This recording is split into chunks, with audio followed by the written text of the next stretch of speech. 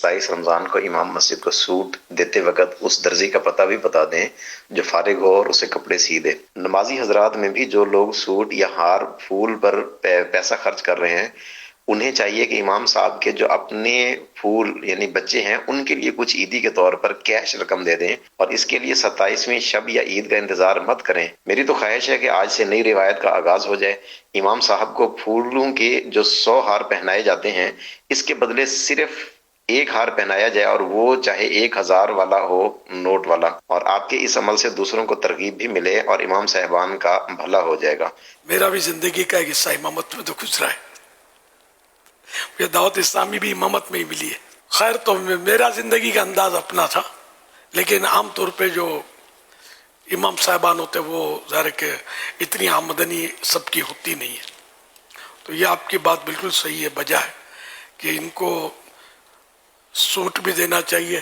اور اچھی کوالٹی کا ان کو کپڑا دیں، اور سلا ہوا ان کو مل جائے تو مدینہ پھر گجرے پھول،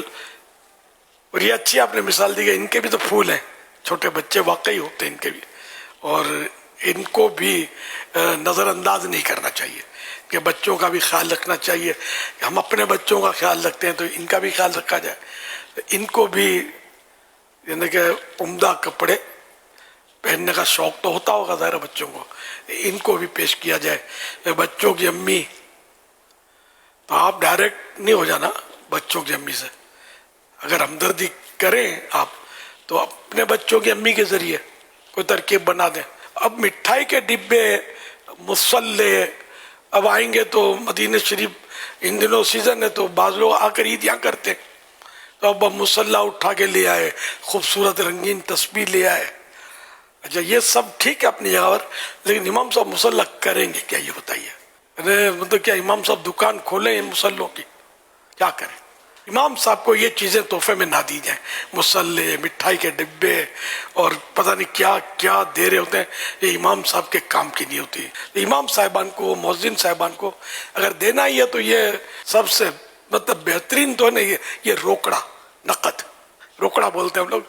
کہ اس سے دوا بھی خرید سکتے ہیں۔ امام صاحب بیچارے بیمار ہیں، گھر میں بیمار ہے، کوئی مسئلے ہیں، بچوں کو دوا لانی ہے، تو یہ آپ کی مٹھائی سے دوا نہیں آئے گی،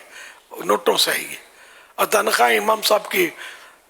کہیں جو بڑی مسجد و علاقہ مالداروں کا تو اچھی تنخواہ ہوتی ہے، بھائی جنرلی تنخواہیں اتنی نہیں ہوتی امام صاحبان کی، تو پیسے ہوں گے تو یہ سب کچھ کر سکتے ہیں، اپنی مرضی کا